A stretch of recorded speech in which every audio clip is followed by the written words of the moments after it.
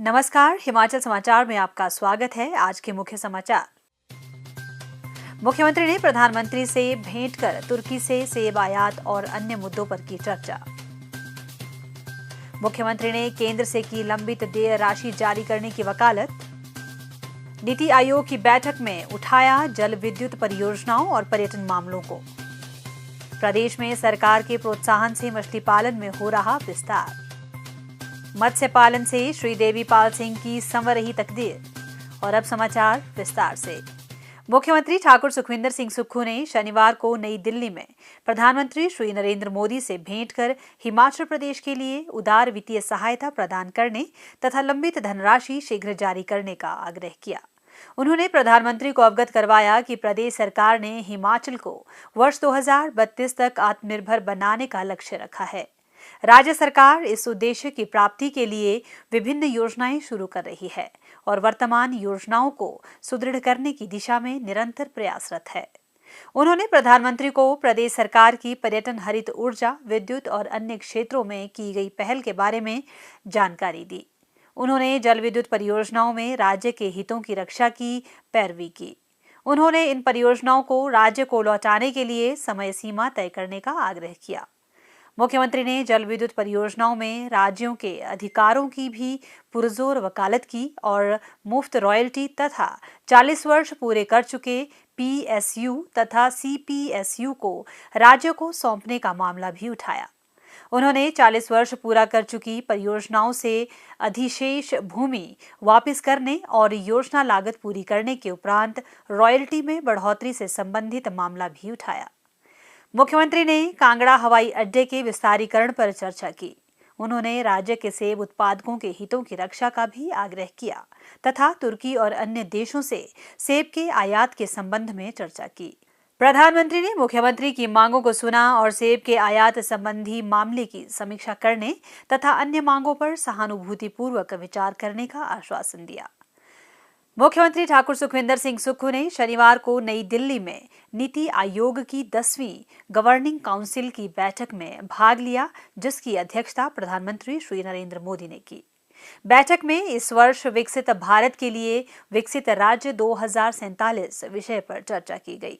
बैठक में विकास की राह में चुनौतियां तथा विकसित राष्ट्र के लक्ष्य को हासिल करने के लिए इन चुनौतियों का सामना करने पर बल दिया गया। इस अवसर पर ठाकुर सुखविंदर सिंह सुक्खू ने कहा कि पर्वतीय राज्यों की विशेष आवश्यकताओं को ध्यान में रखते हुए विभिन्न योजनाओं की पात्रता में छूट देते हुए अधिक धनराशि आवंटित की जानी चाहिए। उन्होंने राज्य को लंबे समय से लंबित देय राशि को भी जारी करने की मांग की। उन्होंने कहा कि अगर केंद्र द्वारा लंबित देय राशि को समय पर जारी किया जाता है तो हिमाचल प्रदेश आत्मनिर्भर राज्य बन जाएगा। मुख्यमंत्री ने हिमाचल प्रदेश को देश के पर्यटन मानचित्र पर सबसे पसंदीदा पर्यटन स्थल के रूप में लाने के लिए राज्य सरकार के विजन के बारे में विस्तारपूर्वक जानकारी दी। प्रदेश सरकार द्वारा राज्य में पर्यटन गतिविधियों को बढ़ावा देने के लिए विभिन्न कदम उठाए गए हैं। देशी विदेशी पर्यटकों को आकर्षित करने के लिए धार्मिक, इको, जल, प्राकृतिक गतिविधि आधारित और स्वास्थ्य पर्यटन को विविध आयाम प्रदान किए जा रहे हैं। उन्होंने कहा कि कांगड़ा हवाई अड्डे पर बड़े विमानों के उतरने के लिए हवाई पट्टी का विस्तारीकरण किया जा रहा है, जिससे स्थानीय अर्थव्यवस्था को मजबूती मिलने के साथ साथ पर्यटकों को भी सुविधा होगी। उन्होंने जल विद्युत परियोजनाओं में राज्यों के अधिकारों की भी पुरजोर वकालत की और मुफ्त रॉयल्टी और 40 वर्ष पूरे कर चुके पीएसयू तथा सीपीएसयू को राज्य को सौंपने का मामला भी उठाया। मुख्यमंत्री ने प्रदेश की ऊर्जा नीति के अनुसार रॉयल्टी संबंधी मामला भी उठाया। उन्होंने कहा कि प्रदेश में कार्यरत निजी कंपनियां सरकार की ऊर्जा नीति की अनुपालना कर रही है। उन्होंने केंद्रीय पीएसयू को भी इस नीति को अपनाने पर बल दिया। मुख्यमंत्री ने कहा कि हिमाचल प्रदेश की वन संपदा उत्तर भारत को प्राणवायु प्रदान करती है तथा देश के हरित आवरण को संरक्षित रखने में महत्वपूर्ण योगदान दे रही है। पर्यावरण संरक्षण के लिए राज्य को ग्रीन बोनस मिलना चाहिए। प्रदेश सरकार ने हिमाचल को 31 मार्च 2026 तक हरित ऊर्जा राज्य के रूप में विकसित करने का लक्ष्य निर्धारित किया है। आगामी समय में हिमाचल देश के अग्रणी ग्रीन हाइड्रोजन उत्पादक राज्य के रूप में उभरेगा। जिला सोलन में राज्य सरकार ऑयल इंडिया लिमिटेड के साथ मिलकर 1 मेगावाट क्षमता का ग्रीन हाइड्रोजन संयंत्र स्थापित कर रही है। उन्होंने कहा कि पहाड़ी राज्यों की विशेष आवश्यकताओं को ध्यान में रखा जाना चाहिए तथा विभिन्न योजनाओं में पात्रता मानदंडों में ढील देते हुए धनराशि के अधिक आवंटन पर विचार किया जाना चाहिए। प्रदेश सरकार ग्रामीण परिवेश के लोगों के जीवन स्तर को बेहतर बनाने के लिए निरंतर प्रयासरत है। पंक्ति के आखिर पर खड़े व्यक्ति के कल्याण के लिए योजनाओं का क्रियान्वयन किया जा रहा है। कृषि बागवानी के साथ साथ सरकार के प्रयासों से मत्स्य पालन क्षेत्र एक उभरते क्षेत्र के रूप में पहचान बना रहा है। इसकी जीवंत मिसाल पेश कर रहे हैं जिला कुल्लू के गड़सा निवासी श्री देवीपाल सिंह। भारतीय सेना में सेवाएं दे चुके 81 वर्षीय श्री देवीपाल सिंह ने गांव की कूहल के पानी के सदुपयोग से मछली पालन को स्वरोजगार के रूप में अपनाया और गांव में ही बड़े स्तर पर ट्राउट मछली का पालन कर रहे हैं। अपने फार्म में ट्राउट मछली पालन से लाखों रुपए की कमाई भी कर रहे हैं। इनके टैंकों में हमेशा 10 से 15 लाख रुपए की मछलियां उपलब्ध रहती है, जो हर मौसम में खरीदारों के लिए उपलब्ध रहती है।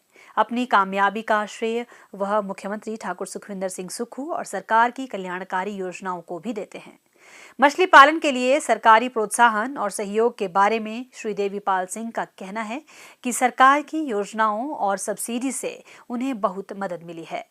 मत्स्य विभाग की तरफ से उन्हें समय समय पर मछलियों की नई प्रजातियां, बीज, फीड और वैज्ञानिक परामर्श उपलब्ध होने से लाभ मिल रहा है।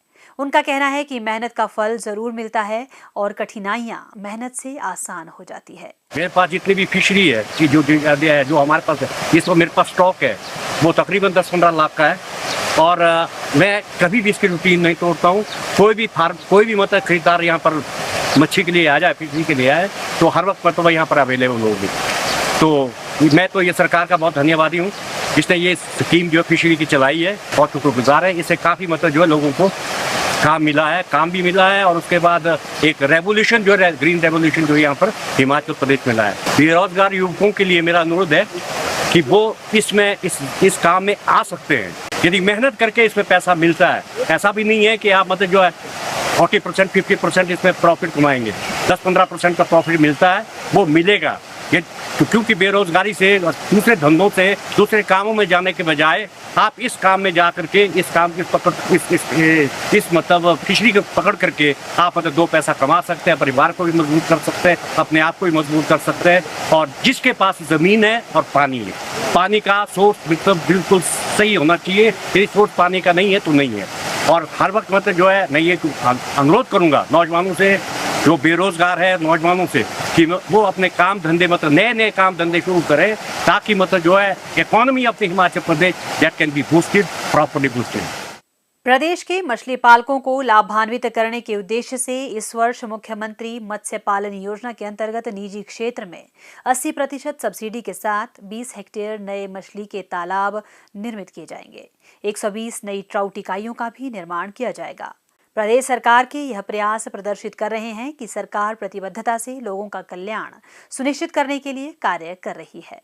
हिमाचल समाचार देखने के लिए सब्सक्राइब करें YouTube channel Himachal Samachar, like करें Facebook page information and public relations department Himachal Pradesh और सीएमओ हिमाचल। फॉलो करें @DPRHP और सीएमओ हिमाचल। फॉलो करें इंस्टाग्राम @DIPR हिमाचल और सीएमओ हिमाचल। विजिट करें वेबसाइट www.himalpr.gov.in। इस अंक में इतना ही। कल फिर होगी मुलाकात। दीजिए इजाजत। नमस्कार।